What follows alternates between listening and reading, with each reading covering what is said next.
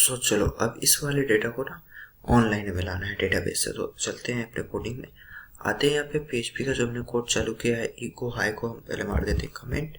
Then उसके बाद हमें इस पे एक सीक्वल चलाना होगा सेलेक्ट। तो $SQL main cat, main cat का मतलब मेन कैट से हम कुछ डेटा सेलेक्ट करने वाले हैं। तो सेलेक्ट हमने करा, सेलेक्ट स्टार लगाया, सेलेक्ट स्टार फ्रॉम लगाया। फ्रॉम के बाद हम अपने मेन डेटा पे चलते हैं, मेन टेबल पे चलते हैं। तो जो हमारी मेन टेबल है कैटेगरी की वो है सब कैटेगरी, सॉरी सब नहीं है, कैटेगरी नाम की टेबल है, उसमें कैट नेम नाम का कॉलम है और कैट आईडी नाम का कॉलम है जो कि हमें काम करना है।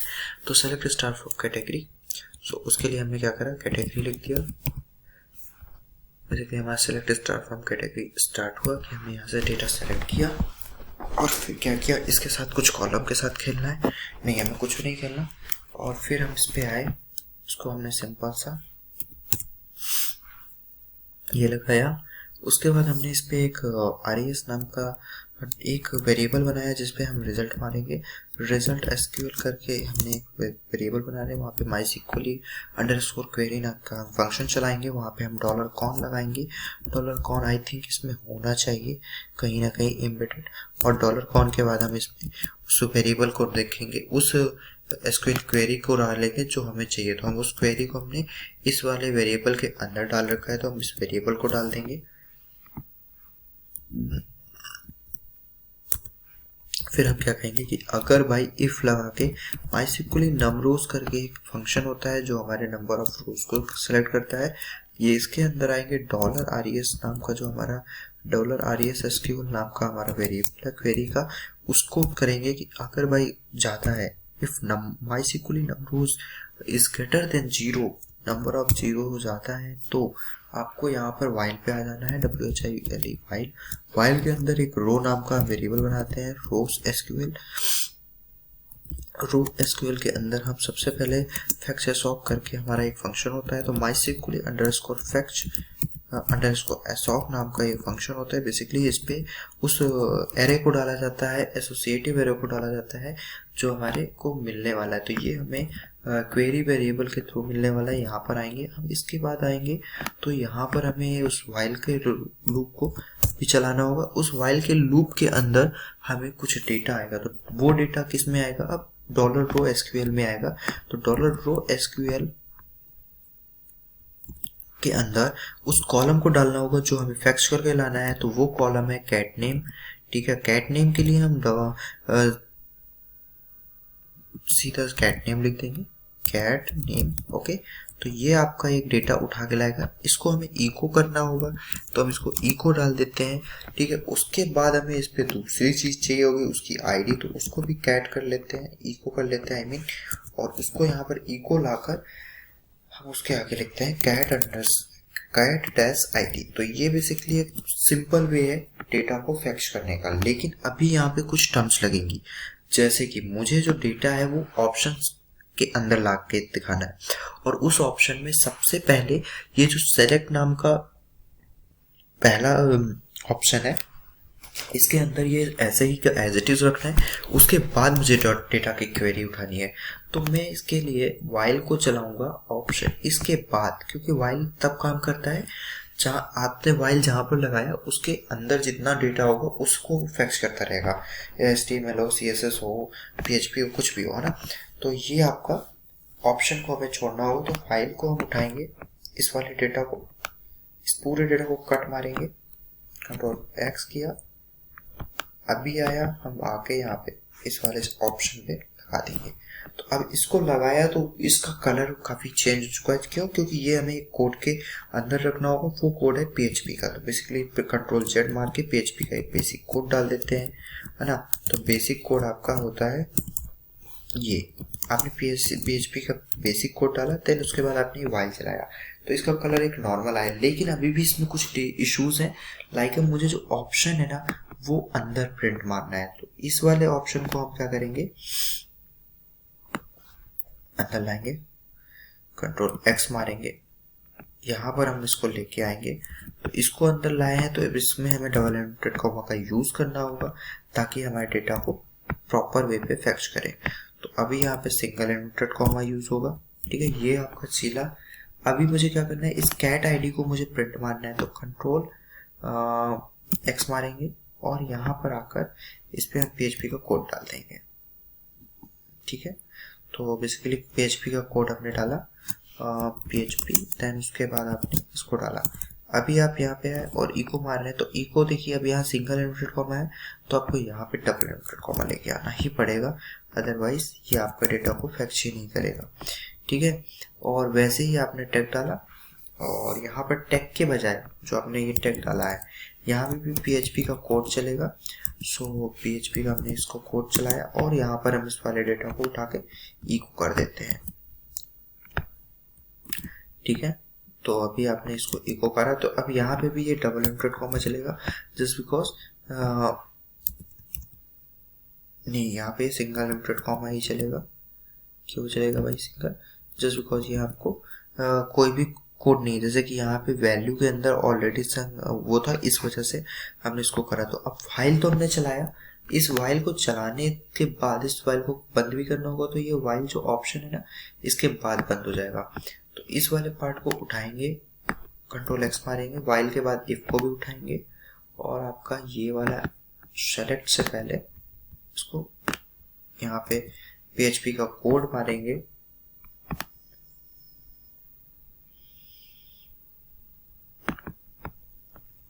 सेलेक्ट के बाद आपका PHP का कोड आएगा, जिसको आपको यहाँ पर आके पेस्ट मारना है और उसके बाद इस PHP को बंद कर देना है, ठीक है।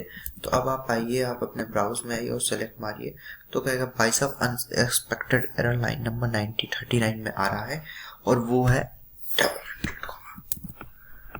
तो लाइन नंबर 39 पे चलते हैं भाई। 39 के अंदर क्या आ रहा है, डबल इन्वर्टेड कॉमा तो आ रहा है, लेकिन उसके अंदर हमने सेमी कॉलम नहीं दिया, तो इस वजह से ये आ रही है डेटा इशूज। अभी आपका क्या हुआ, अभी भी ये कह रहा है कि इशू है। तो काम करते हैं, इस वाले पूरे डेटा को कंट्रोल एक्स मारते हैं, जस्ट बिकॉज ये सही बात है, इशू रहेगा ही रहेगा। इस सेलेक्ट के यहाँ पर इस डेटा को उठाते हैं, ऑप्शन को ऐसे हटाते हैं, इसलिए देखिए आया है ये इशू, मैं बताऊंगा अभी भी ये लाइन नंबर 39 में दे रहा है, जस्ट बिकॉज लाइन नंबर 39 में मैंने कंट्रोल एक्स नहीं मारा। अभी आप देखोगे तो ये कहेगा अनडिफाइंड वेरिएबल लाइन नंबर 30। तो अभी 30 पे चलते हैं, इसको भी इशू है, तो 30 पे चल के देखते हैं भाई 30 नंबर में क्या इशू है। ये कह रहा है कि माइसिकली इसके अंदर कौन चला, तो क्या दिक्कत है भाई, कौन को अनडिफाइंड वेरिएबल कौन, अच्छा डिफाइंड वेरिएबल नहीं है कौन, वाई, जस्ट बिकॉज हमने PHP के अंदर लगता है इंक्लूड फंक्शन का यूज नहीं किया अभी इस पेज के अंदर, और ये पहले भी मैंने कहा था कि कनेक्शन शायद हमने लगाया ही नहीं है, con.php हमने लगा दिया। अब इशू नहीं आएगा, लाइन नंबर 30 का इशू खत्म, लाइन नंबर 30 का इशू खत्म, लाइन नंबर 31 का भी इशू खत्म हो जाना चाहिए आई थिंक। हाँ, तो ये खत्म हो गया। अभी यहाँ पे देखो सारा ये लेके आ रहा है, ये नहीं लेके आ रहा, ठीक है। तो अब आते हैं, इसको भी देखते हैं भाई इसको क्या इशू आ गया। ऑप्शन टैग पे आए, वाइल लगाया,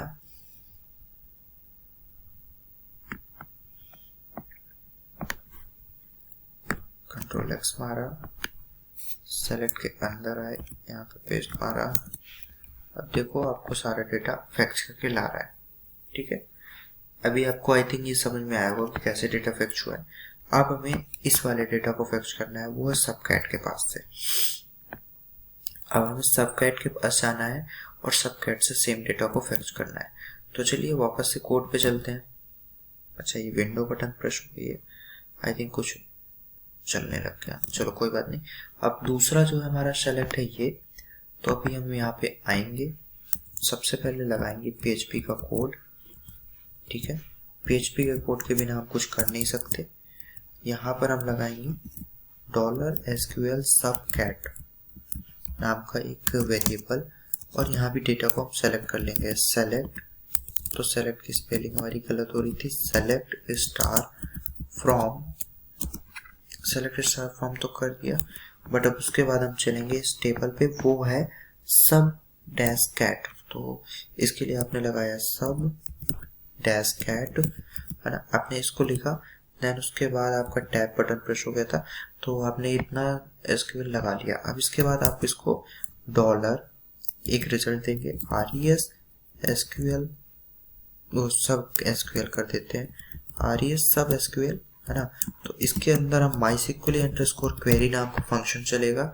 अब ये बेसिकली हमने कॉन एक बार इंक्लूड कर लिया है, तो वो चलता रहेगा, इंक्लूड वंस नहीं किया है, $कॉन।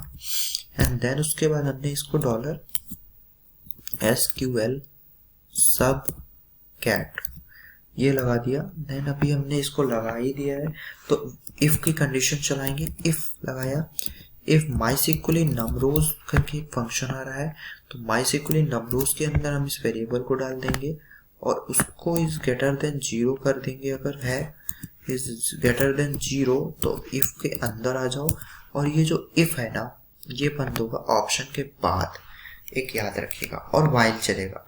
तो इफ को ही बंद करते हैं। अब इसको 1 by 1 कराते हैं, Ctrl+X, ये ऑप्शन है, ऑप्शन में ये सेलेक्ट चलना ही चलना है, और इस सेलेक्ट के बाद आपको चलाना है।